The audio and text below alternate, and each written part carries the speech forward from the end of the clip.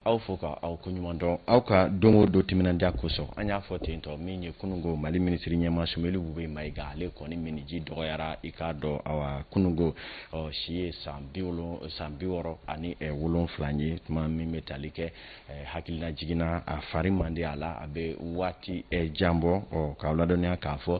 suturaliw na kɛ u ta kibaruya wɛrɛ ye ni min bɔr'o la ka da aw tulo kan an bɛ dugawu kɛ badabada dali ala ka se ka o nɔgɔya ale ye n'an bɔra yen nɔ an bɛ aw ladɔnniya k'a fɔ min bɛ tali kɛ Mali ani i k'a dɔn CEDEAO jɛkulu ni ɲɔgɔn cɛ la ɲɔgɔn faamuya ma se ka kɛ kokura o kama min ye kunungo an da kun sera ma k'a fɔ u ko ye san hakɛ minnu fɔ ko ka fara transition kɔnɔmɔ kan yetaw ma se ka kɛ kelen ye cogo si la sabula min ye CEDEAO maaw ka fara farafinna ka kɛlɛyatɔ kan olu kɔni ye u kandigɛ da yira yɔrɔ min na o ye k'a dɔn a kana tɛmɛ san 1 ani buruburu kan bilen nka min ye Mali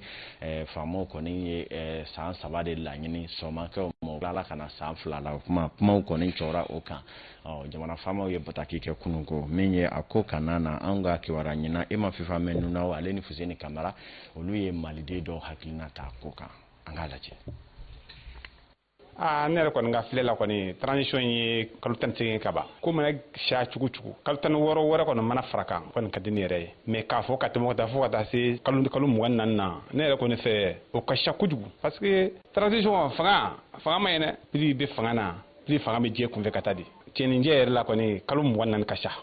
kalo 24 ni CEDEAO kun sɔnna o ma o de kun ka d'anw ye mais ni CEDEAO y'o refusé vraiment kalo 16 in fana na vraiment ka dɔgɔ na parce que n'i ko ka élection ni fɛn ninnu labɛn a kuma ka ca bɛɛ bɛ Mali baarako ni fɛn ko kalama a kuma ka ca an bɛ kalo 4 bɔ 24 na o la an b'a kɛ kalo 20 ye vraiment ni CEDEAO sɔnn'o ma an bɛ baara k'o kan n'u ma sɔn o ma donc la lutte continue. CEDEAO jamanaw mago bɛ Mali la i n'a fɔ Mali jamanaw mago bɛ CEDEAO la donc o bolodi ɲɔgɔnma in ɲɛnamaya kɔnɔ o tɛ se ka jɔ quoi ne bolo nafaba tɛ waati ko la quoi n'i y'a ye sɔrɔsiw nana ça veut dire que politique mɔgɔw yɔrɔ dɔw la gɛlɛyaw de kɛra gɛlɛya ninnu ye gɛlɛya minnu ye c'est à dire a bɛ i n'a fɔ ju kɔrɔba a ju donna dugu jukɔrɔ kojugu n'i ko k'i b'o bɔ san 1 san 2 san 5 waati yɛrɛ ka dɔgɔ o la quoi o ni CEDEAO ka bɛn fɔ la donc waati min bɛ bɛn u yɛrɛ fila bɛɛ lajɛlen ma élection organisée donc mɔgɔ wɛrɛw ka na jamana ko in na il faut que ɲɛmɔgɔ fana k'a jateminɛ cogo dɔ la gɛlɛya min bɛ an yɛrɛ jamanadenw fana kan bien vrai que ɲɛmɔgɔ ninnu kɔni ka d'an ye tiɲɛ yɛrɛ la u ka baara taabolo ka di anw ye bon ni kalo 24 ma se ka sɔrɔ an ka jate la ne yɛrɛ ka jate la ni kalo 18 sɔrɔla o bɛ dɔ bɔ ko CEDEAO ko 16 u ka dɔ bɔ u ta la u ka 24 na CEDEAO mɔgɔw fana ka dɔ fara u ka 16 kan donc ka bɛn 18 na u ka baara kɛ o cogo la n dalen b'a la n'a kɛla ten u bɛ sɔn ka bɛn kelen na bon u bɛ sɔn ka jamanaden bɛɛ fana lafiya fana. jamanaden dɔw olu hakilina ye nin ye an y'a yira a la k'a fɔ cadre d'échange ma olu kɔni ye u ka hakilina yira fana jakun laban in na olu y'a yira k'a fɔ nin ko in kɔni bɛ ka taa cogo min na fanga bilali ko tɛ an ka jamana faama kuraw kɔnɔ ko olu fɛ n'u ni CEDEAO tɛ ka ɲɔgɔn faamu fɛrɛ ka kɛ ko k'a ko to olu yɛrɛ bolo olu ni CEDEAO na kuma a kan jamanaden bɛɛ lajɛlen o cogoya la k'a ladɔnniya k'a fɔ samasamali kɔni bɛ ko ninnu na kosɛbɛ sabula min bɛ tali kɛ jamanaden caman na olu kɔni ka jate la bi ko min ye farancɔrɔ fanga ko a waɲɛ ka ɲi kosɛbɛ dɔ ka fara baaraw kan nka jama fankelen fana ko hali ni hakɛ ɲɔgɔnna 3 farala nin kan ko maaw ɲɛna ko min bɛna kɛ ko tɛna se ka kɛ sabula dɔw yɛrɛ fana ka yeta la ko fanga yɛrɛ jalen i k'a dɔn maa caman kunfɛ kaba minnu yɛrɛ bɛ k'a kɛ lemuruba ye ka dun ni fanga o bonya kosɛbɛ n'an bɔra o yɔrɔ ninnu na min bɛ tali kɛ diɲɛ maa minnu bɛ yen n'u ye gafe dɔw bɔ bi n'o dɔ ye Human Rights Watch ka ɲɛsin an ka jamana finitigilakaw ma k'a fɔ u b'a la ka damatɛmɛ ni bingali kɛ civiliw kan waasa ka se ka nɔgɔ bɔ kow la k'a kɛ mɛn tigila ye mɛn ni kɔda ye an kɔni ye fɛɛrɛ bɛɛ lajɛlen kɛ waasa an bɛ se ka kuma yɛrɛ di an ka jamana finitigila ka ɲɛmɔgɔw ma bamanankan yɛrɛ jɛlen na u ka se ka ɲɛfɔli kɛ jamanadenw ye olu fɛta ye min ye ko ninnu na o kuma an y'an sen don k'an bolo don renouveau yɛrɛ wuli ka jɔ caman k'a la ka bi ko in daminɛna fɔ bi finitigi ɲɛmɔgɔw kɔni u ma se ka i k'a dɔn k'a fɔ an ka jamakulu équipe bisimila waasa ka se ka kuma di olu kɔni ma ko in daminɛ ni sisan cɛ chef d'état major général des armées ni u ye k'a dɔn général de division Umaru Jara ale kɔni ye dantigɛ dɔ kɔni kɛ i k'a dɔn an ye minnu jaw ye Vox Africa ale jabarani sanfɛ nka min ye Mali yɛrɛ kɔni kɔnɔ yan renouveau yɛrɛ fɔlɔfɔlɔ wulikajɔ bɛɛ lajɛlen kɛ waasa u bɛ se ka kuma ka ɲɛfɔli kɛ maaw ka faamuya sɔrɔ ɲɛ ma se ka sɔrɔ o ko ninnu kɔni na fɔlɔ ni i k'a dɔn kibaruya minnu b'a kɔnɔ waasa a jɛlen ka di maaw ma an na wulikajɔw kɛ waasa maaw bɛ se ka kibaruya lak'i ka sɔrɔ ko ninnu kan cogoya min na n'an bɔra yen an bɛ taa i k'a dɔn k'a fɔ lakanako la k'a dɔn kununko tiɲɔgɔnna dɔw kɛra jamana kɔni cɛmancɛ bolo fɛ kɛrɛnkɛrɛnnenya bonnikaw olu fɛ yen nɔ an ka jamana finitigila ka ɲɛmaaw yɛrɛ ka bataki la a yira la ka fɔ bingali fila kɔni donna ɲɔgɔn kɔrɔ kununko mun na maliden finitigila ka maa fila ntanyana fɔlɔ la la bamanji maa 9 na kunkanfɛ dankarila olu la kɔfɛ fana maliden maa fila wɛrɛ fana bunɛna ni la tun n'o ye finitigila ka ye kunun tile kɔnɔ kibaruya fɔlɔ y'a yira ko maliden sɔrɔsi maa 4 olu ntanyana kununko min ye caman bɛ olu fana joginna min ye bamanjiw fa fɛ maa 22 bɔɲanko u y'olu kɔni su ye olu kɔ maa joginin dɔw fana yira u ye olu kɔni jolo kari min ye bi tile kɔnɔ a kibaruya jɔnjɔn tɔw na sɔrɔ ka di maaw ma ladiriya ale kɔnɔna la politiki dakurunya kelen an bɛ taa Sikaso olu ka RPM tɔ min bɛ olu y'u ka biro sigi baara kɛ ni o ye u ka ɲɔgɔnna jɛrɛ min senfɛ minisiri kɔrɔ Usumani Kone danaya kurakurayara ale kan tuguni ka kɛ i k'a dɔn ɲɛmaa ye Sikaso ale marabolo la RPM tɔ a la. Bakari Sidibe i ni sɔgɔma. Aba i ni sɔgɔma. Bakari anw bɛ ka e wele ka bɔ Gawokaw fɛ yen nɔ i ye an ka lasigiden yen nɔ. An b'a dɔn k'a fɔ kabi wagati jan a fɔra k'a fɔ ko Barikani bɛna taa. Barikani taliko a bɛ Gawokaw bolo cogo di ani u yɛrɛ ka tagaliko bɛ lahalaya jumɛn na Gawo? Ok, kaba an b'a fɔ an bɛ renouveau lamɛnbagaw bɛ fɔ nin waati in na. O y'i laminɛ. An b'a fɔ ye ko Barikani ka tagali ko kɔni Gawo kuma fila de b'a la ka fɔ. Kuma fɔlɔ kɔni mun b'a la ko n ye maa caman interview ni professeur kɛ. Maa caman Barika ka tagali a tout arrangé malgré tout ce qu'on est en train de dire ou tout ce qu'ils sont en train de faire. Parce que sur le plan de développement bibi maa ba de b'u bolo minnu bɛ baara la minnu b'u du balo. Donc o ni Barika taara olu bɛna kɛ cogo di État bɛ disposition jumɛn de ta. O kelen ye. C'est-à-dire que État b'a la ka kɛlɛ kɛ insécurité ko de la. Bon n'a fɔra ko Barika taara. Baara dun mɔgɔw bolo est-ce que o tɛna dɔ fara insécurité fana kan. O tɛ baara la. Est-ce que mɔgɔ jugu ninnu tɛna mɔgɔw ninnu sɔrɔ k'u fara o kan. Donc o bɛ se ka kɛ sababu ye insécurité fana caya. Wala kunun ni contingent allemand mɔgɔw dɔw yɛrɛ tun bɛ kuma na. Ne yɛrɛ y'u ɲininka. Parce que olu bɛ ministre ma n ko ma bon Barika tagali ko b'u bolo fɔ est-ce que Barika taara n'a bɛ kɛ gɛlɛya y'u bolo a tɛ kɛ gɛlɛya y'u bolo. U yɛrɛ y'a yira ne la ko ni Barika taara a bɛ sɔn ka kɛ gɛlɛya y'u bolo quoi. Mais u b'a la k'a lajɛ a ko bɛ se ka kɛ cogo min quoi i m'a faamuya. Bon sur le plan insécurité fana tiɲɛ don mɔgɔw bɛ ko caman fɔ mais Barika ka présence dɔrɔn o bɛ se ka dɔ bɔ ko yɛrɛ la quoi. Parce que i bɛ se ka mɔgɔ mun ye n'i ɲɛ b'ale ɲɛkɔrɔ i bɛ se ka siran ko dɔ kɛ ka tɛmɛ n'a tigi tɛ yen quoi. Tiɲɛ don. Donc mɔgɔw ka fɔ la vraiment maa caman kɔni Gawo kɔnɔ n'i y'u ɲininka Barika ka tagali tɛ olu arrangé surtout sur le plan du développement parce que o ye ko caman kɔni kɛ Gawo bibi maa caman b'u bolo mun bɛ baara kɛ fana quoi. Mɔgɔw b'a la ka jɔ k'u yɛrɛ ɲininka o de la quoi. Ayiwa an b'a dɔn k'a fɔ Barikani k'a ka tagaliko fɔra a tɛ ka baara kɛ lakanako bɛ cogo di kabi Barikani y'i bolo bɔ lakana baaraw la est-ce que lakanabaliya seginna ka na Gawo wa? Bon, Gawo lakana baliya bɛ position mun na a b'o position na jusqu'à présent parce que Gawoville sécurité wa ko mɔgɔw ka moto minɛ o bɛ kɛ mais c'est là il dit dɔɔnin bɔra mun na parce que fɔsɔn na o ye mɔgɔw dɔw minɛ. O mɔgɔ minɛni mɔgɔ yɛrɛ bɛ kɛ depuis olu yɛrɛ minɛna depuis Barika ka tagaliko mun yɛrɛ ma fɛngɛ fɔlɔ n'o tun bɔra insécurité moto minɛ mun bɛ kɛ ka bin mɔgɔw kan. Mais o t'a bali a kelen-kelenninw bɛ kɛ hali sisan. Parce que an bɛ yɔrɔ min na bi k'a fɔ ko Barika bɛ taa ENCO kuma kɔni tɛ parce que n taara ka na n ye constat mun kɛ u bɛ labɛn na. U b'a la k'u ka minɛnw cɛ digiri parce que u yɛrɛ y'a fɔ ko olu tɛ se ka taa ENCO parce que minɛn b'u bolo u tɛ se k'olu cɛ ka taa sur place. Dɔɔnin dɔɔnin u b'u ka minɛn ta Gawo ani Gosi bɛɛ fanfɛla la wa. Donc u bɛ labɛn na ka taa mɛ ka fɔ ko complètement parce que ils ont même des trucs en cours minnu bɛ en cours donc ça veut dire que à l'immédiat o kɔni tɛ yen mais u bɛ labɛnw na. Labɛnw u bɛ taa pewu n'u bɛ se kɔni. Ayiwa e sera ka taa kan kɔnɔ jamana ɲɛmɔgɔ tun ko ko olu bɛ a baara u ka tagali superviser est ce que mɔgɔ bɛ k'a jateminɛ u nɔfɛ walima u yɛrɛ dama de bɛ k'u ka baaraw kɛ. bon ne kɔni taara yɔrɔ min fanfɛla la parce que n ma se k'o bɛɛ ɲininkali kɛ mais ne kɔni ɲɛ b'a la olu de b'a la wa minɛnw cɛ parce que mɔgɔ bɛ mun de b'a mun bɛna mobili d'u ma n ka ɲininkaliw bɛɛ kɔfɛ ne y'o de vérifier i m'a faamuya bon peut-être ko an bɛ se ka sini rendez-vous bɛ ne yɛrɛ n'u ni ɲɔgɔn cɛ peut-être a bɛ se kɛ n bɛ sibara wɛrɛ sɔrɔ n bɛ se ka kunnafoni mun di an lamɛnbaaw ma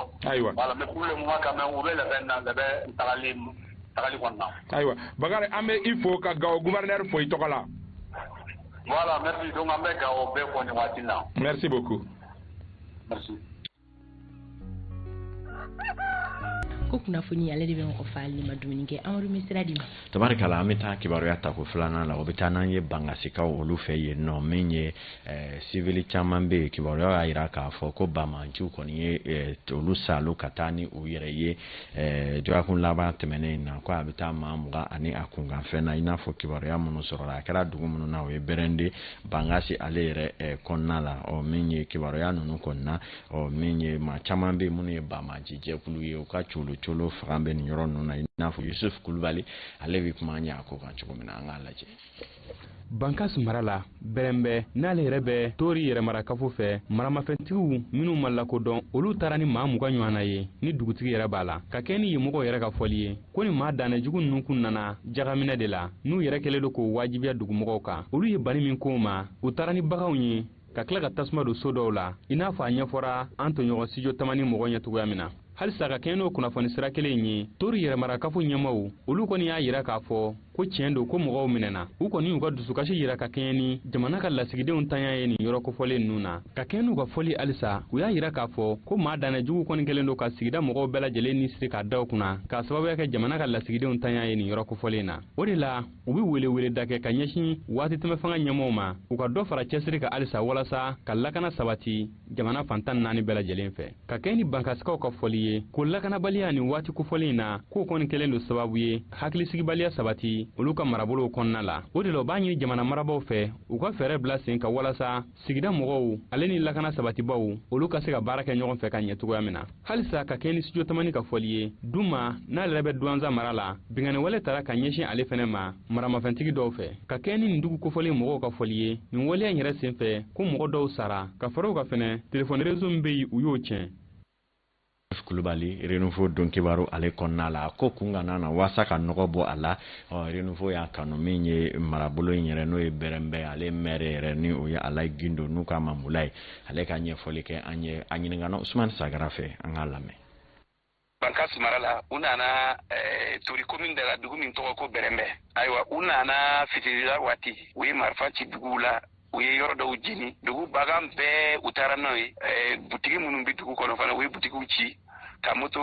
sen 3 moto n'u y'u ta ka minɛnw charger ani u dɔw ye wotoro yɛrɛ u y'u wotorow ta ka minɛnw charger ka taa n'a ye u taatɔla fana taara ni mɔgɔ caman ye a bɛ taa fo mɔgɔ 20 jate la dugutigi yɛrɛ b'a la donc u taara ni olu ye hali sisan an bɛ yɔrɔ min na an t'a dɔn u taara n'o ye yɔrɔ min na. Ayiwa monsieur le maire tile fila in na an y'a mɛn ko Mali finitigilakaw kun bɛ yɔrɔ in na bi a ko in bɛ cogo di. Effectivement militaire kun waati dɔ la militaire nana u taara furani kɛ yɔrɔw la u taara Bayi mara de la ka bɔ Kulugu ka taa Bayi fan fɛ u taara yen de furan nka tiɲɛni kana yɔrɔ min na o ye Tori commune de ye donc Tori commune na u ma se Jalasaw commune na u ma se Sokora commune u ma se Wankoro commune u ma se donc ni i ye furani kɛ côté kelen na u b'i boli ka taa côté wɛrɛ la o nin bɛɛ ye Bankas mara de bi bi na n'i y'a jateminɛ u ka ca yɔrɔ min na o ye o communew de ka taa Kulugu Jalasagu Bayi Tori Sokora Wankoro fo ka se Sigi mara la u ka ca o secteur de la donc ni côté kelen ni taara côté kelen na u bɛ boli ka taa côté wɛrɛ de la donc nin bɛɛ a Bankas mara commune don ni ratissage ma kɛ nin zone bɛɛ la n'i y'a kɛ commune kelen 2 la dɔrɔn o ye tɔ ka jɛ de donc an b'a ɲini autorités fɛ n'u bɛ ratissage kɛ u ka ratissage kɛ nin secteur bɛɛ la pour que vraiment a ka ratissage ka nafa fasodenw ka a nafa ye kosɛbɛ yɛrɛ de donc n'u ma nin zone bɛɛ kɛ a nafa yeli ka gɛlɛn parce que i b'u gɛn côté kelen la u bɛ taa côté wɛrɛ la donc ni nin bɛɛ furana ɲɔgɔn fɛ vraiment o la Bankas mara kɔni bɛ lafiya. Monsieur le maire a bɛ kalo dama dama bɔ maa caman minɛna jihadistes fɛ Bandiagara ni Bankas cɛ bi a ko in bɛ cogo di. Vraiment mɔgɔ minnu minɛna hali bi an bɛ yɔrɔ min na an tɛ kibaruya jɔnjɔn t'an bolo u ka ko la dugu jɛw ja an kɔni b'a fɔ autorités ye an ka Mali ɲɛmɔgɔba ninnu an b'a fɛ u k'anw dɛmɛ mɔgɔw bɛ se ka sɔrɔ cogo min na parce que ni mɔgɔ hakɛ mɔgɔ caman baden u minɛna depuis le 10 novembre 2021 donc n'i y'a jateminɛ a bɛ ɲini ka taa fo kalo 5 la donc u minɛna hali bi an bɛ yɔrɔ min na an kɔni y'an seko kɛ an ma se ka ɲɛ sɔrɔ mais an kɔni bɛ weleweleda kɛ autorités ye minnu bɛ ɲɛfɛ Bamako donc vraiment u k'an dɛmɛ mɔgɔ bɛ se ka sɔrɔ cogo min na vraiment an bɛ u laɲini k'u fɛ kosɛbɛ hali sisan vraiment an kɔni jigi b'u kan. tabarikala min ye Bangasi maire ale ka hakilinaw ye nin ye Usman Sagara ka nɛgɛjuru sira fɛ ka ladɔnya k'a fɔ ka taa maaw minɛ ka taa n'u yɛrɛ ye o kɔni ko fana b'a la ka ɲɔnya dɔɔni bamajiw fɛ wulikajɔw ka kɛ waasa fu bɛ se ka siri o kow dan na saga 12 u bɛ kan musokuntigi katikaw fɛ ni o ye madame Kulibali ma Fatumata n'u ko a ma ko o ni sɔgɔma bi an ka jɛmukan ale kɛnɛ kan na Fata Tɔmɔta oui an bɛ taga ɲɛfɛ Amadu k'i fo baara tagabolo ɲɛna don kibaru ta ko filanan o bɛ datugu yan yɔrɔ la i k'i labɛn yanni an ka don don kibaru di sɛbɛnw ɲɛfura fɔlɔ laseliw kɔnɔna la yanni o cɛ an bɛ kɛnɛ to Awa Daɲogo bolo ale ka kɛnɛya tigilamɔgɔ bisimila i n'a fɔ an y'a fɔ ɲɛna cogoya min na an dontɔ la k'a fɔ bi Awa bɛ na Dr Djibril Traoré bisimila ale ka se ka ɲɛfɔli kɛ ala ye maa minnu garizɛgɛ kɛ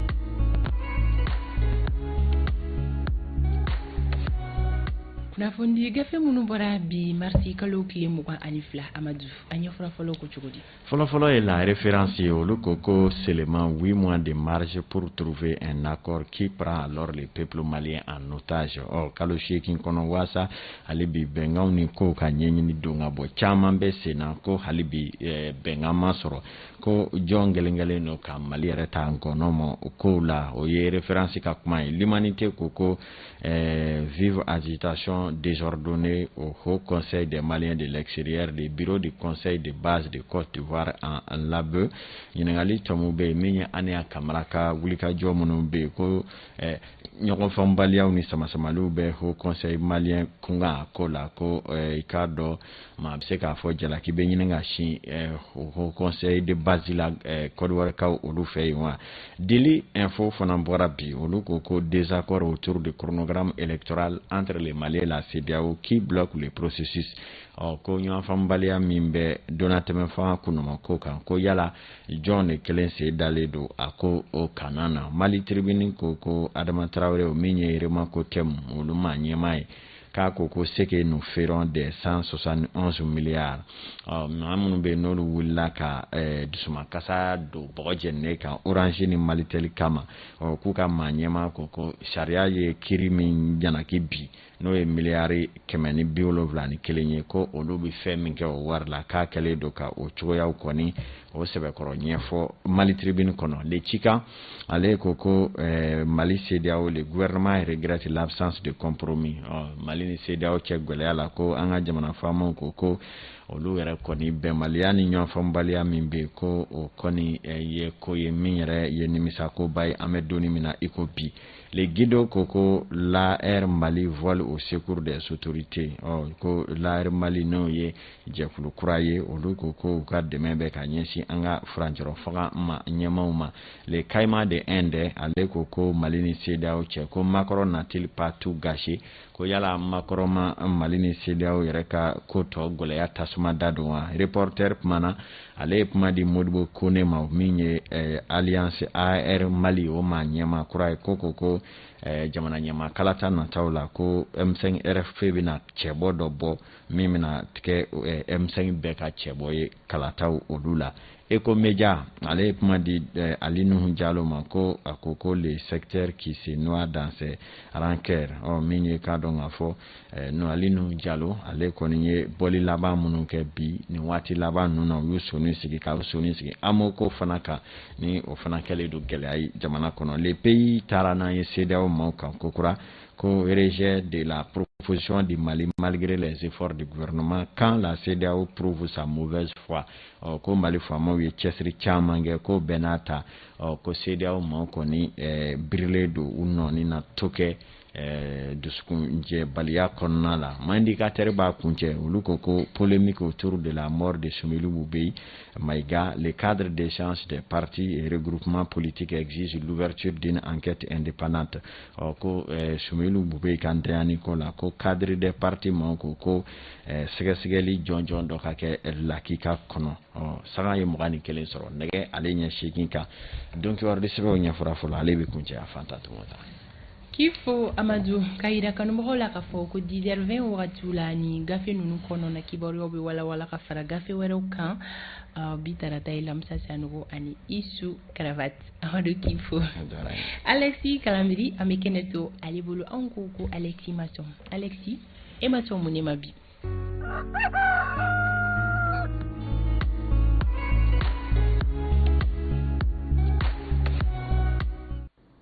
Sariya ko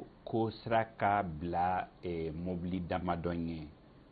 o ye ni banabaatɔ bi ambulance kɔnɔ o ye ni président bala ka tɛmɛ wali ni mission officielle bala ka tɛmɛ sariya ko sira kan ka bila olu de ye nka Bamako yan min ye don o don polisiw tɛmɛntɔ don u taala ka taa foyi la u bala ka u bɔra ci la u bala ka t'u ka so wali u taara jalonnement dɔ kɛra u taara u mɔɔw ta u bala ka segin ka taa u ka commissariat la olu tɛ feu matarafa u tɛ sens interdit to yen u ti boli i n'a fɔ tɔw kan ka boli cogoya min na olu minnu fɔlɔ kan ka kɛ misali ye tɔw ye i ma n'u ye hali ni jama de jɔlen don ka tugu feu bɔlen don i b'a bɛ munumunu bɛɛ kɔfɛ ka tɛmɛ banabaatɔ t'u bolo u tatɔ tɛ ci gɛlɛman na ka tugu dɔrɔn olu ye finitigiw ye ayiwa fɔ an ka lajɛ ɲɔgɔn fɛ fɔ bɛɛ ka faamuya ko sariya ye kelen ye wa fɔ finitigiw fɛnɛ ka faamuya ko bɛɛ de ɲɛ jɔyɔrɔ ye olu ye ko n'u ye min kɛ o t'a to fiyewu mɔgɔ wɛrɛ ka faamuya ko olu bɛ min fɔ ko a bɛ boli anw kan nka a tɛ boli olu kan ayiwa fɔ an ka jɛ ko lajɛ ɲɔgɔn fɛ ne ma sɔn min ma o y'o ye.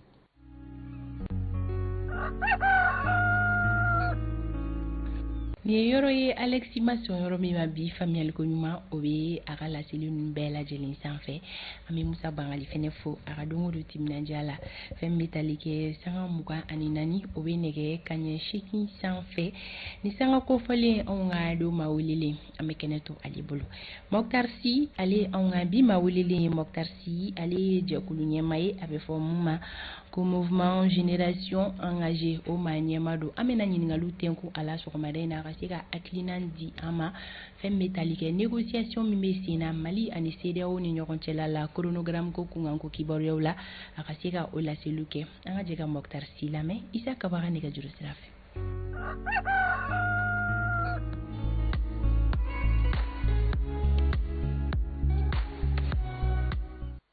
Mokhtar Sy i ni sɔgɔma. Amba Isa ni sɔgɔma. Mokhtar e ye mouvement jeunesse engagée o maa ɲɛmaa ye. Kosɛbɛ. Bi in na an y'a ye k'a fɔ dɔgɔkun in ni ɲɔgɔn cɛ min ye CEDEAO ani an ka jamana ɲɛmaaw u ye ɲɔgɔn ye. Awɔ. Ayiwa gɛlɛya donna baaraw la halisa. Awɔ. E hakilina ye jumɛn ye an ka mɔgɔw ye proposition minnu kɛ ani CEDEAO ye banni min kɛ e hakilina ye jumɛn ye a kan. Bon ne hakilina ye mun ye k'a fɔ ko vraiment an ka jamana kuntigiw ye proposition mun kɛ pour moi a proposition ka ɲi. A proposition ka ɲi a proposition kan ka dɛmɛ wa proposition kan ka valider par la CEDEAO pour que an bɛɛ ka se ka bɔ nin problème na. Parce que Mali ni Mali stabilisera CEDEAO yɛrɛ bɛ stabiliser ko caman bɛ nɔgɔya. Maintenant n'u sɔnna ma an ka nin proposition in ma ne hakilina ye mun ye baara minnu kan ka kɛ sisan anw ka fan fɛ an ka dɔ fara cɛsiri kan wa an ye layidu minnu ta an ka se k'u layidu fana timɛ parce que o fana de ka ɲi k'a timɛ an ka jamanadenw ye ani k'a timɛ an ka partenaires ye o fana de b'a to danaya bɛ na danaya bɛ sinsin. Mais Mokhtar mɔgɔ caman bɛ ka min fɔ o ye k'a fɔ hali kalo 24 k'o ka ca dɔɔni. Non pour moi kalo 24 ka ɲi parce que jamana bɛ gɛlɛya kɔnɔ jamana mɛnna gɛlɛya la pour moi pour que solution ka se ka sɔrɔ pour que an ka bɔ nin na a ka kɛ baara ye baara mun an tɛna obligé ka segin an kɔ tuguni pour moi an ka se ka ni kalo 24 bɛna permettre jamanadenw yɛrɛ bɛ se ka u yɛrɛ sɔrɔ jamana bɛ se k'a yɛrɛ sɔrɔ cogo min réforme minnu kan ka kɛ réforme bɛɛ tɛ mais réforme minnu engagera olu ka kɛ pour que n'an sera kalata ma an kana segin kɔ tuguni kalata ka na ni ɲɛmɔgɔw ye ɲɛmɔgɔ minnu jamanaden bɛɛ sɔnna ma k'u y'an ka ɲɛmɔgɔ ye baara ka kɛ parce que n'a ma kɛ ten Isa o b'a yira ko baara fɛn fɛn kɛra depuis coup d'état la fo ka na se bi ma a baara bɛɛ kɛra fu de donc vaut mieux que an ka temps ta ka jamana dilan ka ɲɛ an kana pan étape kunna mais o fana kan ka kɛ tiɲɛ nin kan ani layidu timɛ mais Mokhtar gɛlɛya ye min ye Mokhtar o ye k'a fɔ bi na CEDEAO ni anw ni ɲɔgɔn cɛ a kɛlen don mɔgɔw b'a fɔ min ma ko dialogue de sourds an ka jamana ɲɛmɔgɔw fana walasa sɔn ka k'u ka kalo 24 ma u kan ka mun fana kɛ walasa CEDEAO mɔgɔ k'olu la convaincre. Bon, pour moi u kan ka dɔ fara baara kan n y'a fɔ cogo min ani u kan k'u ka layidu timɛ nka u kan ka maliyɛnden bɛɛ fana fara ɲɔgɔn kan mɔgɔ kana to kɔ mɔgɔ jamana in jɔli bi hakili la k'a fɔ ko vraiment jamana in sɛgɛnna an bɛɛ sɛgɛnna jamana yɛrɛ tɔ foyi t'a la bon ko maliyɛn bɛɛ ka wuli k'i jɔ bɛɛ k'i sen don a la pour que a ka se ka dilan bɛɛ ka autoritéw dɛmɛ tiɲɛ kan autoritéw dɛmɛ ni an bɛɛ ye autoritéw dɛmɛ tiɲɛ kan ni mun man ɲɛ an b'o fɔ ni mun ɲɛna an b'o fɔ o fana ka kɛ pour que bɛɛ ka don da kelen fɛ bɛɛ ka bɔ da kelen fɛ pour moi o de bɛna to jamana bɛ se ka jɔ pour que transition yɛrɛ ka ɲɛ ni délai in validera il faut que autorité ka a lajɛ vraiment mɔgɔ jamana jɔ bi i hakili la i bɛ fɛ ka baara kɛ jamana ye a ka bɛɛ ta en compte a ka bɛɛ ladon da kelen fɛ ka bɛɛ labɔ da kelen fɛ pour moi o de bɛna to an bɛ se ka bɔ nin problème in kɔnɔna la donc hali maliyɛn minnu bannen don ko u ma jɛ ni délai ka jan ou bien u ma jɛ ni transition taabolo ye u k'u wele u ka kun fɛ u kana sɛgɛn jamana jɔ tɛ ko deni ye o ye Isa jamana jɔ f'i ka taa kuma jamanaden bɛɛ de fɛ ka bɛɛ la sɔn k'a fɔ ko vraiment an bɛ période min na bi période gɛlɛnman de don donc an kan ka cɛsiri an kan ka bolo di ɲɔgɔn ma n'a ɲɛna a bɛ ɲɛ an bɛɛ bolo n'a tiɲɛna fana a bɛ tiɲɛ an bɛɛ de bolo Assimi Goïta y'a fɔ colonel président de la transition ko ni ye jeunes ka kuma de n'a ɲɛna a bɛ ɲɛ jeunes bolo n'a tiɲɛna fana a bɛ tiɲɛ jeunes bolo donc anw de kan ka wuli sisan k'an cɛsiri k'an sen don a la pour que a ka ɲɛ a kana fɔ an kɔ. Ayiwa Mokhtar aw minnu ye jeunesse association n'a mouvement ye aw jɔyɔrɔ bɛ se ka kɛ jumɛn a la k'a sɔrɔ kɛ mɔgɔ caman bolo ko jeunes ta ye dɔrɔn u ka nommé est-ce que jeune association fana bɛ se ka u damana baara kɛ min bɛ fanga cɛfurancɛ fanga in dɛmɛ aw bɛ ka mun kɛ. mais o ye wajibiya de anw kan Isa place ko don o place ko tɛ an jeunes bɛɛ de kan ka wuli k'an cɛsiri ka autoritéw dɛmɛ pour que baara in ka se ka kɛ Isa mɔgɔ bɛ se ka jamana jɔ ka sɔrɔ i ma kɛ responsabilité la o i bɛ se k'i seko kɛ i bɛ se ka jamana di i bɛ se ka baara kɛ k'i to a kɔnɔ ou bien k'i to a kɛnɛ ma ce n'est pas une obligation i ka kɛ fanga la pour que ka se k'a fɔ ko e ka baara bɛ ka ye ou bien ko k'a fɔ ko e sen b'a la non an hakilina ye mun ye vraiment an bɛ se ka fɛn o fɛn kɛ ka autorité mɔgɔw dɛmɛ pour que u ka se k'u ka baara kɛ transition in ka se ka kɛ ka ɲɛ ka ban élection ka se ka organiser jamana ka se ka sigi sen kura kan ka tagama pour que a ka fɔ ko vraiment an sera k'an ka problème bɛɛ ɲɛnabɔ an yɛrɛ de y'a ɲɛnabɔ an ka solution b'an bolo ni mɔgɔ min bɛ fɛ ka n'an dɛmɛ i k'an dɛmɛ nka ni jamana ɲɛmɔgɔw fana y'a fɔ ko vraiment u bɛ fɛ ka sifinw impliquer a ko la an ka association kɔni pɛrɛlen don vraiment nous on est disponible pour pouvoir accompagner la transition mais a ka kɛ tiɲɛ kan ani baara kan o de ka gɛlɛn anw ma. ayiwa Mokhtar ni welekan bɛ aw bolo ka ɲɛsin jamana ɲɛmɔgɔ ani jamanadenw ma o bɛ kɛ jumɛn ye. an bɛ mun ɲɛsin jamana ɲɛmɔgɔw ma hali bi u k'u cɛsiri u ka dɔ fara baara kan danaya ka gɛlɛn bi maliyɛndenw kɛlen bɛ ka danaya ta ka da u kan mali bɛ ka kɛ kelen de bi pour que an ka se ka bɔ nin transition na donc u k'o faamu n'i y'a mɛn ɲɛmɔgɔ kɔmɔgɔ de bɛ yen maliyɛnw dalen b'o la hali bi u k'u cɛsiri u bɛ baara minnu na an ɲɛ b'a la a baara ka ɲi an bɛ ka a jateminɛ vraiment an b'u accompagner n'a ɲɛna an b'a fɔ k'a ɲɛna n'a ma ɲɛ fana mun kan ka fɔ o bɛ fɔ mais hali bi dans l'intention de construire le pays maintenant n bɛ mun ɲɛfɔ jamanadenw ye jamanadenw bɛɛ ka kɛ kelen ye an ka don da kelen fɛ an ka bɔ da kelen fɛ Isa mali sɛgɛnna mali b'anw de bolo bi an ka Mali ka intérêt bila an yɛrɛ ta sanfɛ vraiment an ka ɲina an ka problème personnel kɔ un instant an ka miiri Mali ka problème ma ni Mali ɲɛna a bɛ ɲɛ an bɛɛ de bolo wa an bɛɛ b'an ta sɔrɔ a kɔnɔ vraiment ne b'o de fɔ jamana kelen de b'an bolo an ka kɛ an ka jamana fɛ hali n'a man di an kana kɛ dɔrɔn a fɛ ko parce que a ka di bi a man di an de kan ka wuli k'an jɔ an jɔyɔrɔ ye mun ye jeunesse jɔyɔrɔ ye mun ye mais une jeunesse consciente et responsable voilà donc an ka o miirina ninnu bila an hakili la an ka se ka baara kɛ ni olu ye ayiwa Mokhtar an bɛ i fo ka jeunesse engagée génération engagée maaw bɛɛ lajɛlen fo i tɔgɔ la Ami, merci beaucoup. Isa an yɛrɛ b'aw fo ka renouveau lamɛnbaga bɛɛ fo. Ala ka tile yɛrɛ d'an ma. Merci beaucoup. Ala ka jamana basigi. Ami, ami. Merci. Merci.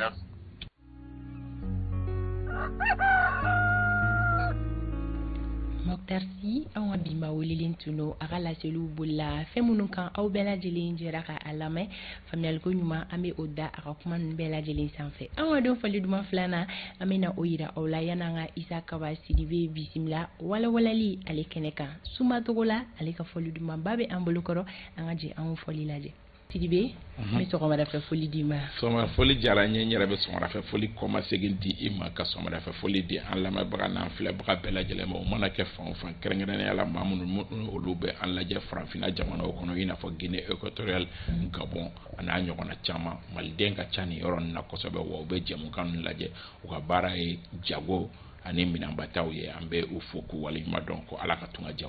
Amina yarabi ko Ala ka tunga ɲɛ malo u ma kanubagaw sɔgɔmada in na Kaba bɛna walawalali kɛ kuma se min kan n tun y'a fɔ aw ɲɛna ka ban ni o bɛ tali kɛ polémique la sɔɔni a bɛna don a ko dogo ɲɛ la k'a ɲɛfɔli kɛ aw bɛɛ lajɛlen ye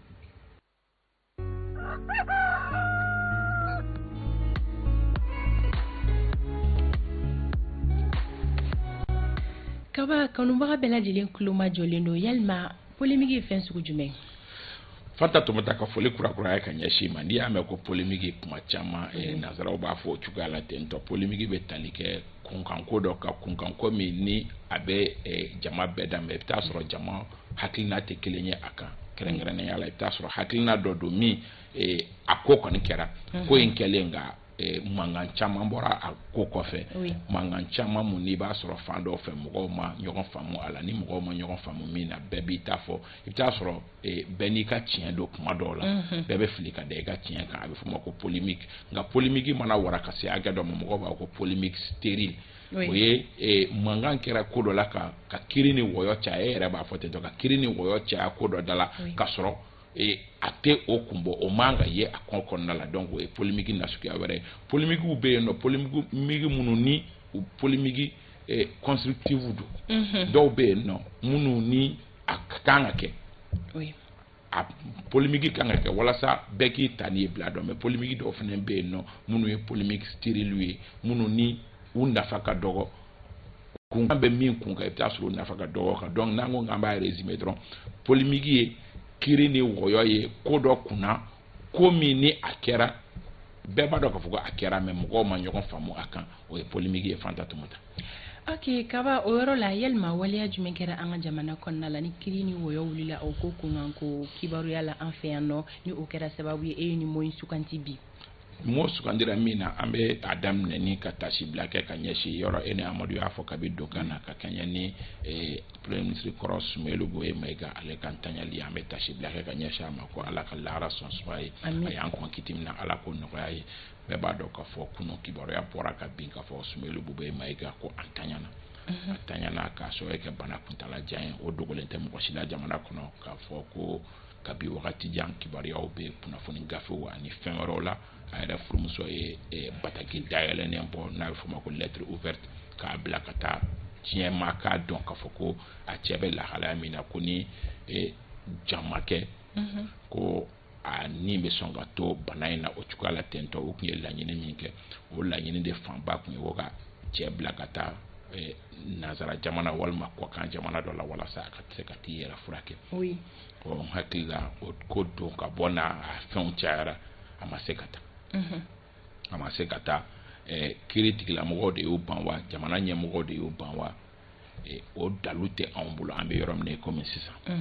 nka min kɔni ye tiɲɛ ye k'a fɔ liberté provisoire ɲini n'a ye siɲɛ caman o ye kiiri tigilamɔgɔw ka niveau ye liberté provisoire ma sɔrɔ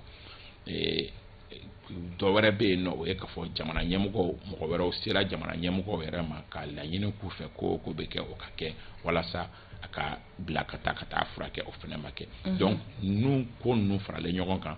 kunun tanyali ko kuma fɔlen o caman de nana ka na i jɔ mɔgɔ caman bɛ yen nɔ k'a daminɛ Nigerikaw ka président ni o ye Mohamed Bazoum ye ale yɛrɛ ye pataki sɛbɛn a ka compte Twitter kan k'a jira k'a fɔ ko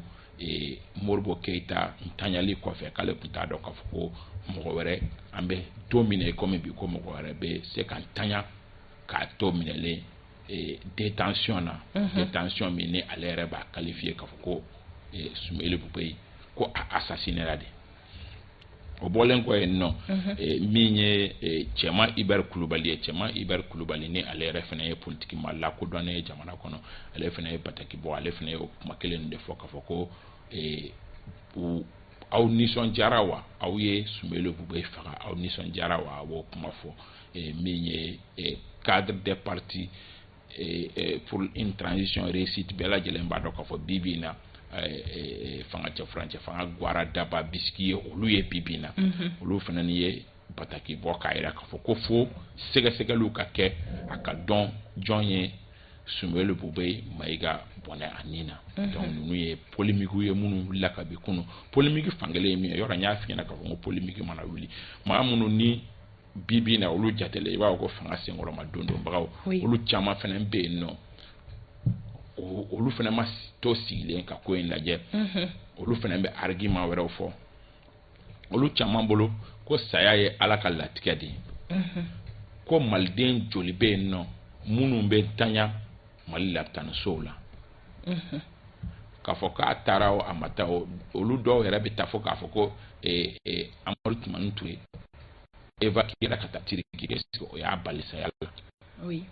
Musa Traoré taara Maroc ko y'a bali saya la donc ni mɔgɔ ni i bɔgɔ dalen don yɔrɔ min k'i bɛ tanya yen nɔ de donc polémique kɔni wulila kunun fo ka se fo surɔ arabakonjow ma mɔgɔw ye fɛn caman fɔ ɲɔgɔn ma ko minnu ni en général anw ka jamana kɔnɔ ni tanyali kɛra ka ban ko kɛra olu caman bɛ sunɔgɔ mɛ an y'a jateminɛ k'a fɔ Soumaïla Boubèye ta in na o ma kɛ polémique yɛrɛ de cayara depuis nɛgɛ kaɲɛ 11 wagati 11h kunu ni a sukonya ko kuma fara a tanyali ko kuma nana bɔlɔlɔw sanfɛ i b'a ye k'a fɔ fo ka se fo sufɛla ma ni mankanw kɔni cayara kosɛbɛ bɛɛ b'i ta fɔ mɔgɔw yɛrɛ bɛ minnu dimina ɲɔgɔn kɔrɔ kosɛbɛ bɔlɔlɔ kan ka kuma jugu yɛrɛ fɔ ɲɔgɔn ma i b'a fɔ k'a fɔ ko sukonya tɛ a gɛlɛyara mɔgɔw ni ɲɔgɔn cɛ kunu kosɛbɛ mɔgɔ caman bɛ yen minnu ni olu y'a bila u ka page kan dusuma kasa yɛrɛ fɛ k'a fɔ ko u y'a faga mɔgɔ caman bɛ yen minnu fana y'a fɔ k'a fɔ ko jɔn bɛɛ n'i da kan donc ninnu bɛɛ ye fɛngɛw ye argument ye minnu kɔni kɛra polémique ye kunu k'a sɔrɔ anw fɛ yen laadala u bɛ segin a kan ni saya kɛra ka ban mɔgɔw b'u yɛrɛ réserver ka kuma dɔw fɔ mais maliden fana bɛ ka changer dɔɔni Fanta Tumata. Ok, kaba o yɔrɔ la ni e yɛrɛ ɲininka polémique Boubèye ka saya kunkan ko kibaruya la e b'a ye cogo di yalima kiiri ni mɔyɔ min wulila banni kelen kɔfɛ fɔ cogoya wɛrɛ la polémique min wulila est-ce que a tun b'a kun bɔ wa? Bon, tu sais Fanta Tumata dusukun tɛ i b'a fɔ kunbereku k'a bɛ kuru Soumaïla Boubèye yɛrɛ ye mɔgɔ ye mɔgɔ min ni a ka vie ani a ka saya in cogoya olu bɛ taa ɲɔgɔn na kosɛbɛ mɔgɔ do min ni jamana den belebeleba do jamana den belebeleba do den belebeleba min ni kabi 1991 ni a sen donna jamana wocɛ kɔnɔnaw la fo ka se kunu ma a tɔgɔ ma deli ka bɔ jamana kobaw la o ye kelen ye mɔgɔ dɔ fana ni min ni a ka maraw wagati kumaw fana cayara polémique nafa ka dɔgɔ n'o tɛ Soumaïla Boubèye bɛ premier ministre a la wagati min ani Ibrahim Boubacar Keïta wagati min wagati fana gɛlɛyara mɔgɔ caman bolo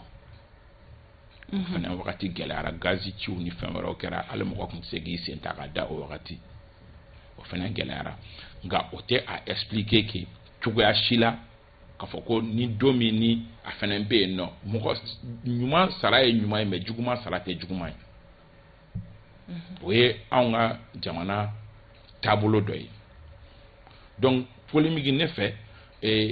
minnu ye Sumaworo Bube ka soutien ye u tun bɛ se k'u yɛrɛ réserver fɛn dɔw la hali k'a dan kunu tile ani kunu ni bi u tun bɛ se k'u da de fɛn dɔw kan fɔlɔ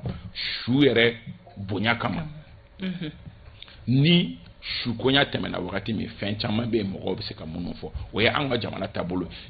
su fari ma hali suma ni polémique daminɛna o yɔrɔ ye Sumaworo Bube lafasabagaw cɛ dɔɔni minnu ni olu tɛ Sumaworo Bube lafasabagaw ye olu fana ye an ka laada belebeleba dɔ tiɲɛ o ye laada jumɛn mɔgɔ tɛ su kɔrɔ fɔ anw fɛ yan nɔ mɔgɔ ka kɛ mɔgɔ min hali n'a bɛ diɲɛ wuli hali an ka quartier n'an ka dugu kɔnɔ i bɛ taa sɔrɔ mɔgɔ dɔ bɛ gulɔminaba dɔ f'a bɛ gulɔ min k'a bɔ k'a bin ka fɛnw kɛ mais n'an taɲana don min i t'a ka gulɔ min kɔ kuma ni foyi mɛn mɔgɔw da mɔgɔw bɛ fɛn fɔlɔ min kɛ est-ce que o bonyani ma nɔgɔya a bɛ wagati jan bɔ olu de ye an bɛ fɛn o fɛn fɔ k'a fɔ k'an dan bɛ an fɛn o fɛn n'an ye olu bila o de ye kojugu ye hali jamana la malangolo ni o tanyana kimi kɔnɔna la mɔgɔw bɛ ɲinɛ a ka malangoloya kɔ peut-être que mɔgɔw b'u ban ka se la su kan mais fɛɛrɛ bɛ kɛ ka se k'a tigi su dɔn fɔlɔ a fari ka suma kɔfɛ kuma minnu bɛ olu bɛ fɔ mais an bɛ ka bɔ olu kɔnɔ donc minnu fana tɛ Sumaworo lafasabagaw ye sincèrement olu fana tun bɛ se k'u yɛrɛ réserver ka dɔ ninnu jaabi dɔ ninnu ni dusukasi dɔ bi Sumaworo Bube lafasabagaw ni dusukasi dɔ hali n'i ye o dusukasi fana ta ka jɛ i b'a ye k'a fɔ kuma dɔw la jo bɛ d'u ma kuma dɔw la k'a sɔrɔ kɛ u ye laɲini kɛ u ye janga sere da ka kulekan bɔ k'a fɔ ko a y'a to a ka taa furakɛ n'a ma taa furakɛ a ni bɛ to a la donc n'o tigiw fana ko u dusukun bɛ tiɲɛ ka se hakɛ dɔ ma adamadenya la n'aw ma se ka dɔ wɛrɛ yamaruyaw ye a y'a to u ka u défouler mɔgɔw b'a fɔ o cogoya la ten tɔ min b'u dusukun na u k'o fɔ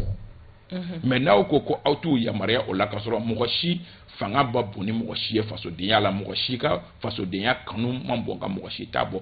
bɛɛ de ka kan fasodenya la donc aw b'olu fana ni ka hakɛ dɔ tiɲɛ u ye hakɛ min ni ala yɛrɛ de y'o yamaruya donc n'u ko k'a fɔ ko ko karisaw de ye dankari Sumaworo Bube nin na ni aw b'a dɔn k'a fɔ k'olu de ma dankari a nin na mais a y'u to yen min ka d'u ye tuma min na n'o b'u soulager u k'o fɔ donc